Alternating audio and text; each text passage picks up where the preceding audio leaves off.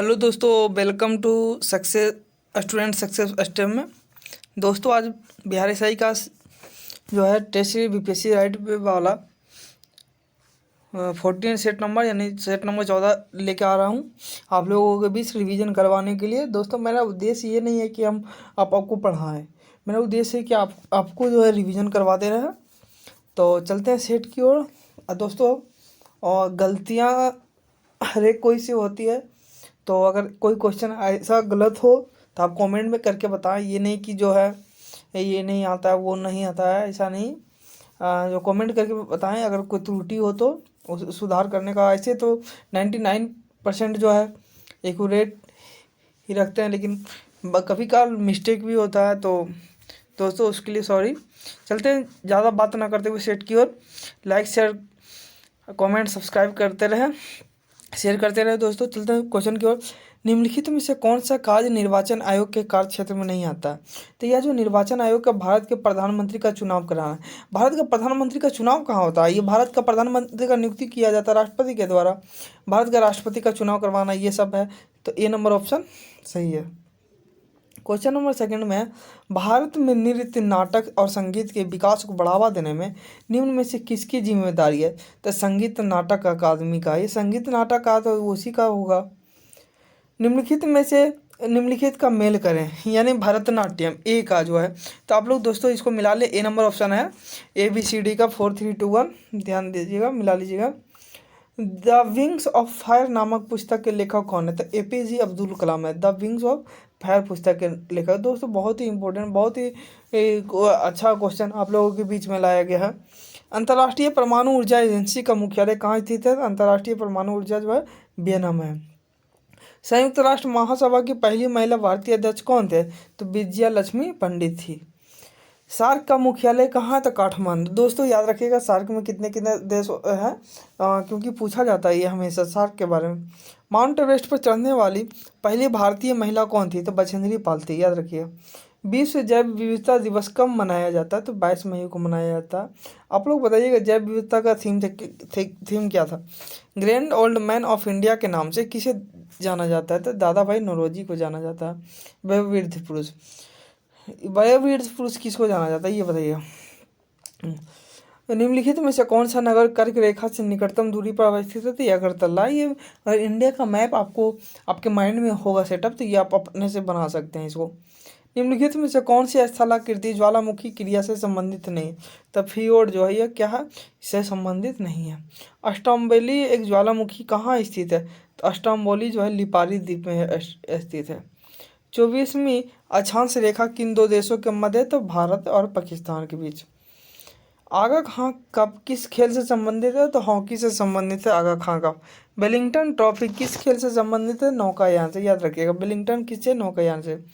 अशोक ने किस बौद्ध साधु से प्रभावित होकर बौद्ध धर्म को अपनाया था? तो उपगुप्त से। किससे? उपगुप्त से। तो मौर्य वंश के तत्काल बाद किस वंश का शासन मगध साम्राज्य का प्रारंभ हुआ? तो सुंग। तो इसका याद एक आता है, एक हल्का सा लॉजिक है, ठीक क्या इसको बोलेंगे?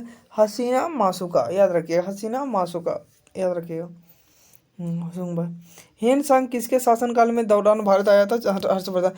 दोस्तों याद रखिए ये सब पूछा जाता है, कौन किसके शासनकाल में। इबन बतूता किसके शासनकाल में आया था? MBD के शासन। इस तरह का जो भी क्वेश्चन हो तो आप ध्यान रखिएगा। प्रसिद्ध दिलवाड़ा का मंदिर कहाँ अवस्थित है? तो राजस्थान में है। कहाँ है? राजस्थान में। राष्ट्रकूटों का प्रारंभिक राजधानी निम्नलिखित में से कौन ऐसी है? तो मान्यखेट। क्या है? मान्यखेट प्रारंभिक राजधानी पूछ रहा है, ध्यान रखिएगा। बुद्ध धर्म और संघ मिलकर क्या कहलाते हैं? तो त्रिरत्न कहलाते हैं। साइट्रिक एसिड निम्नलिखित में से किस में पाया जाता है? तो नींबू में पाया जाता है। साइट्रिक एसिड किस में पाया जाता है? तो नींबू में पाया जाता है। निम्नलिखित में से कौन सी प्राकृतिक कोलाइड है? तो रक्त क्या प्राकृतिक कोलाइड है? नेचुरल। मानव शरीर में रक्त का अपर्याप्त आपूर्ति को कहते हैं, क्या कहते हैं? इस्कीमिया। ECG किस गतिविधि को दर्शाता है? तो हृदय से। इलेक्ट्रोकार्डियोग्राम, याद रखिएगा। पौधों के किस भाग को केसर के रूप में इस्तेमाल किया जाता है? तो पुंकेसर को। कॉफी, कोको और कोलागिरी में प्राकृतिक रूप से पाए जाने वाले एल्केलाइड क्या है? तो कैफीन है, याद रखिए। प्याज में खाने वाला भाग को कौन सा है? तो तना। प्याज में खाने वाला भाग को क्या कहते हैं? तना। कौन सा एलिमेंट धात्विक और अधात्विक दोनों रूप में रासायनिक व्यवहार करता है? तो ब्रॉन। दूध क्या है? पायस है। दूध क्या है? पायस, याद रखिएगा। सूखी बर्फ किसका एक ठोस रूप है? अगले बार भी पूछा गया था। आप लोगों को लगता है कि इजी क्वेश्चन, एग्जाम में कोई टफ क्वेश्चन नहीं पूछा जाता है। एग्जाम में मुश्किल से ज़्यादा 20% टफ क्वेश्चन पूछा जाता है, और उसमें 50 या 60% जो मीडियम रहता है, और जो भी ये 40% जो बचता है वो क्या रहता है? ईजी रहता है। तो ये पूछा गया था, सूखी बर्फ ESI में पूछा गया था। कार्बन डाइऑक्साइड कौन सी अक्रिय गैस यौगिक बना सकती है? जिनोन। एल्युमिनियम को शुद्ध किया जा सकता है विद्युत अपघटन के द्वारा। किसके द्वारा? विद्युत अपघटन के द्वारा। निम्नलिखित में से कौन सा ईंधन न्यूनतम पर्यावरण प्रदूषण फैलाता है? तो हाइड्रोजन। हाइड्रोजन से क्या होता है? न्यूनतम पर्यावरण प्रदूषण फैलाता है, याद रखिए। लिटमस किससे प्राप्त किया जाता है? तो लाइकेन से। मेरा दोस्त मेरा उद्देश्य यही है कि क्वेश्चन आपको रिवीजन करवाना, और ज़्यादा कुछ है नहीं। आप लोग लाइक शेयर कमेंट जरूर करें। शेयर एक बार कर दे आप लोग, और सब्सक्राइब कर दे, तो ज़्यादा से ज़्यादा फैला दे आपका भी सपोर्ट बना रहेगा, तो हम भी आपको बहुत।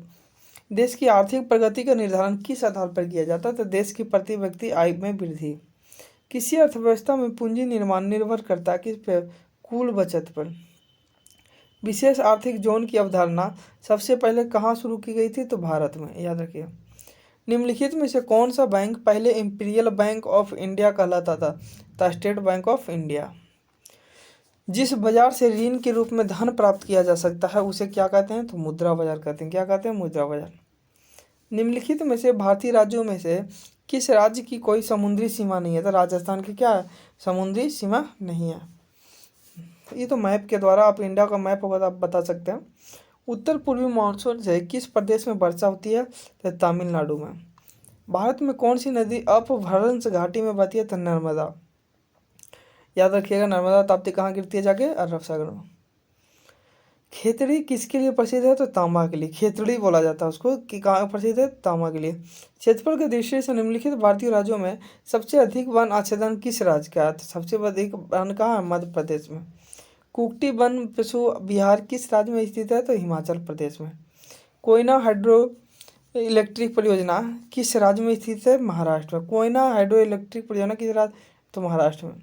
सूर्य की ऊर्जा का स्रोत किस प्रक्रिया में निहित है? तो नाभिकीय संलयन, याद रखिए। विश्व में कॉफी का सबसे बड़ा उत्पादक देश कौन है? ब्राजील। ब्राह्मणों पर जजिया लगाने वाला सुल्तान कौन था? फिरोज तुगलक। ब्राह्मणों पर भी लगाता है जजिया का, जो ब्राह्मण और मुस्लिम से नहीं तसीला जाता था, गैर मुस्लिम से, ब्राह्मण को छोड़ के। लेकिन ये जो आया तो ये क्या किया करने लगा? फिरोज तुगलक ये ब्राह्मणों पर भी लगा दिया। भारत का प्रथम मुगल बादशाह कौन था? तो बाबर।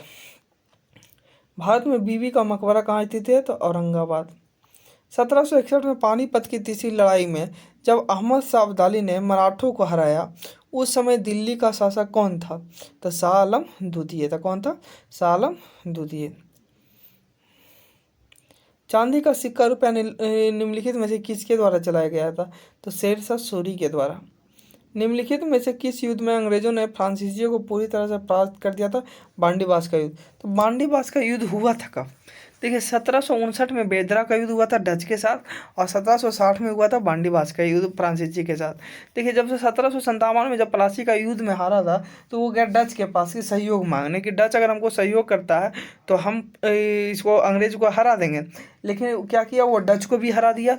फिर जब डच हारा तो फिर ये आया, और उसके बाद क्या किया, अब बोला फ्रांसीसी अगर मेरा हेल्प करता है तो हम फिर अंग्रेज को भगा देंगे। तो फिर अपनी फ्रांसीसी को भी पूरी तरह से हरा दिया। तो याद रखिएगा, कहीं एक दूसरे से कनेक्ट है। प्लासी युद्ध होने के बाद ही 1757 में जो है, प्लासी युद्ध होने के कारण ही ये दोनों युद्ध हुआ है। 1759 में डच के साथ बेदरा का युद्ध हुआ था, और 1760 में बांडीबास का युद्ध हुआ था। याद रखिएगा, प्लासी को युद्ध कब हुआ था? 1757 में। अब बक्सर का युद्ध आप लोग बताइएगा। कोलकाता में एशियाटिक सोसाइटी की स्थापना किसने की थी? विलियम जॉनसन ने की थी। निम्नलिखित में से लाहौर षड्यंत्र मामले में संबंधित व्यक्ति कौन थे? तो भगत सिंह। निम्नलिखित में से किसने अंग्रेजों के विरुद्ध 1857 के संघर्ष में भाग नहीं लिया था? तो 1857 के संघर्ष में कौन भाग नहीं लिया था? तो टीपू सुल्तान। याद रखिएगा, टीपू सुल्तान क्या किया था? 1857 में भाग नहीं लिया था। याद रखिएगा, रानी लक्ष्मीबाई कहाँ से? झांसी से। तात्या टोपे कहाँ थे? नाना साहब कहाँ थे? नाना साहब के अन्य नाम बताइएगा। मोतीलाल नेहरू और चितरंजन दास किस संस्था के संस्थापक थे? तो स्वराज पार्टी। वर्ष 1885 में हुए भारतीय राष्ट्रीय कांग्रेस की पहली बैठक की अध्यक्षता किसके द्वारा की गई थी? तो बेमोस चंद्र बनर्जी। बाल गंगाधर तिलक के राजनीतिक गुरु कौन थे? तो दादा भाई नौरोजी। निम्नलिखित द्रव्यों में से कौन से द्रव्य का वाष्पन अधिक तीव्रता से होता है? तो एल्कोहल को क्या होता है? अधिक तीव्रता से। किसी वस्तु का आवर्धित और आभासी प्रतिबिंब प्राप्त करने के लिए प्रयोग किया जाता है, क्या प्रयोग किया जाता है? तो अवतल दर्पण। किसी वस्तु का प्रतिबिंब मनुष्य की आंखों पे कहाँ पर बनता है? तो यार रेटिना पर बनता है, याद रखिएगा, रेटिना पर बनता है। स्टेथोस्कोप किस सिद्धांत पर कार्य करता था? ध्वनि का परावर्तन। तुल्यकालिक उपग्रह के परिक्रमण की अवधि कितनी होती है? तो 24 घंटे होती है। कितनी होती है? 24 घंटे। सौर कोशिकाएं किसके सिद्धांत पर कार्य करती है? तो प्रकाश विद्युत प्रभाव पर। उपग्रह संचार के लिए कौन सा विद्युत चुंबकीय विकिरण का प्रयोग किया जाता? तो सूक्ष्म तरंग। भारतीय संविधान का संवैधानिक सलाहकार कौन थे? तो बी एन राव थे। कौन थे? B N Rao. मौलिक अधिकारों को किसके द्वारा निलंबित किया जा सकता है? तो राष्ट्रपति के द्वारा क्या किया जाता है? मौलिक अधिकार को निलंबित किया जा सकता है। राष्ट्रपति द्वारा राष्ट्रीय आपात स्थिति की घोषणा किए जाने के बाद की अवधि तक उसका अनुमोदन संसद के प्रत्येक सदन द्वारा होना चाहिए 1 माह के भीतर, यानी 30 दिन के अंदर। भारत का उपराष्ट्रपति होता है राज्यसभा का पदेन अध्यक्ष, याद रखिएगा। बहुत ही इंपॉर्टेंट क्वेश्चन है दोस्तों, आप लोग हल्का से सपोर्ट नहीं करते, एक बार अच्छे से सपोर्ट कर दीजिए प्लीज़। भारत के राष्ट्रपति के चुनाव के लिए नागरिकों को कितनी आयु पूरी कर लेनी चाहिए? 35 वर्ष। विधानमंडल का प्रमुख कर्तव्य क्या? नियमों का अधिनियमित करना। मंत्रिपरिषद में शामिल नहीं है, कौन है? कैबिनेट सचिव। कैबिनेट सचिव जो है मंत्रिपरिषद में शामिल नहीं है। लोकसभा के अध्यक्ष के वेतन और भत्ते को निर्धारित करता है कौन? संसद। भारत के प्रधानमंत्री बनने के लिए अपेक्षित न्यूनतम आयु कितने? 25। राष्ट्रपति के लिए 35, राज्यपाल के लिए 35, 21 जो पंचायत में चुनाव लड़ता है 21, 18 वर्ष जो है मतदान देने का अधिकार, आप मतदान कर सकते हैं। जिला न्यायालयों के न्यायाधीशों की नियुक्ति किसके द्वारा की जाती है? तो यह राज्यपाल के द्वारा। निम्नलिखित में से कौन सा भारत का पहला केंद्र शासित प्रदेश है जिसे हाल ही में 100% जैविक घोषित किया गया? तो यह है लक्षद्वीप। हाल ही में कीथम झील को रामसर स्थलों की सूची में शामिल किया गया। यह कीथम झील किस राज्य में स्थित है? तो उत्तर प्रदेश। पीएम मोदी ने हाल ही में कितने राज्यों में लाइट हाउस परियोजना का शिलान्यास किया? तो 6। हाल ही में किस राज्य ने बढ़ते वायु प्रदूषण से निपटने के लिए प्रोजेक्ट एयर केयर का अनावरण किया? तो यह हरियाणा किया। किसने किया? हरियाणा। किस देश ने ग्लोबल इकोनॉमिक फ्रीडम इंडेक्स 2020 में शीर्ष स्थान हासिल किया? तो हांगकांग, याद रखिएगा हांगकांग। जो हांगकांग आज़ादी मांग रहा, लेकिन चाइना बोलता कि नहीं नहीं करें। चाइना सब पे दबाव डालता, पता नहीं क्या खोज चाहता हूँ। निम्नलिखित में से कौन सा संस्थान विश्व आर्थिक आउटलुक रिपोर्ट जारी करता है? तो अंतर्राष्ट्रीय मुद्रा कोष। एशिया का पहला और सौर ऊर्जा सक्षम टेक्सटाइल मिल भारत के किस राज्य में स्थापित किया जा रहा था? यह महाराष्ट्र में। हाल ही में आयोजित मालाबार अभ्यास 2020 वार्षिक अभ्यास का कौन सा संस्करण है? तो यह जो है 24वां संस्करण है। हाल ही में बिहार के उप मुख्यमंत्री के रूप में किसे नियुक्त किया गया था? तो सुशील मोदी को नहीं, सॉरी, सुशील मोदी को नहीं, तारकिशोर प्रसाद को, रेणु देवी। उप मुख्यमंत्री तो पहले से सुशील मोदी था, तो अब भी उसको हटा दिया गया बीजेपी आने के बाद। तारकिशोर प्रसाद हो गया, रेणु देवी हो गया। निम्नलिखित में से किस राज्य ने हाल ही में महिला सुरक्षा अभियान सेफ सिटी प्रोजेक्ट का शुभारंभ किया? तो यह Uttar Pradesh. Safe city project अगर इस बार कोई काम किया है अपने स्टेट में तो यूपी बहुत ज़्यादा काम किया। ग्लोबल हंगर इंडेक्स GHI 2020 में भारत की रैंक क्या है? तो ग्लोबल हंगर इंडेक्स ये 2020 वाला है, तो 94 है शायद, अब नहीं 2021 वाला पूछेगा। अमेजन पे ने भारत में डिजिटल भुगतान को बढ़ावा देने के लिए किस कंपनी के साथ हाथ मिलाया? तो उबेर कैब। केंद्रीय मंत्रिमंडल ने हाल ही में बिहार के किस शहर में प्रधानमंत्री स्वास्थ्य सुरक्षा योजना PMSSY के तहत नए एम्स स्थापित करने की मंजूरी दी है? तो एम्स ये जो है दरभंगा में, पटना में तो पहले से ही। किस राज्य द्वारा कोरोना वायरस के प्रसार को रोकने के लिए माई फैमिली माई रिस्पॉन्सिबिलिटी अभियान शुरू किया गया? क्या महाराष्ट्र के लिए द्वारा। निम्नलिखित में से किसे जापान का नया प्रधानमंत्री चुना गया था? योशीहाइड सुगा। ब्लूमबर्ग बिलियनर्स इंडेक्स 2021 में मुकेश अंबानी की रैंक क्या है? तो 12वीं है। किसी राज्य का उच्चतम विधि अधिकारी कौन होता है? तो किसी राज्य का तो महाधिवक्ता हो गया, और केंद्र का तो महान्यायवादी। निम्न कण ही गतिज ऊर्जा के साथ चल रहे हैं, उनमें से सबसे अधिक संवेग किसका है? तो अल्फा कण का। बिहार को उड़ीसा सहित बंगाल से अलग करने के बाद बिहार उड़ीसा सहित संयुक्त प्रांत का पहला लेफ्टिनेंट गवर्नर कौन था? तो सर चार्ल्स स्टुअर्ट वेली। बिहार विधानसभा के पहले अध्यक्ष कौन थे? तो राम दयालु सिंह। कोरोना संक्रमण के प्रसार को रोकने के लिए बिहार में कौन सा ऐप लॉन्च किया गया? तो संजीवन app.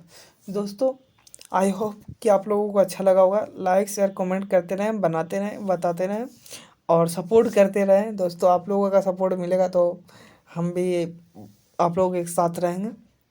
Thank you for watching and bye bye, take care. दोस्तों, आज के लिए यहीं, कल 15 सेट रहेगा, जो कि कल बीपीएससी राइट वे का लास्ट सेट रहेगा आप लोगों के लिए।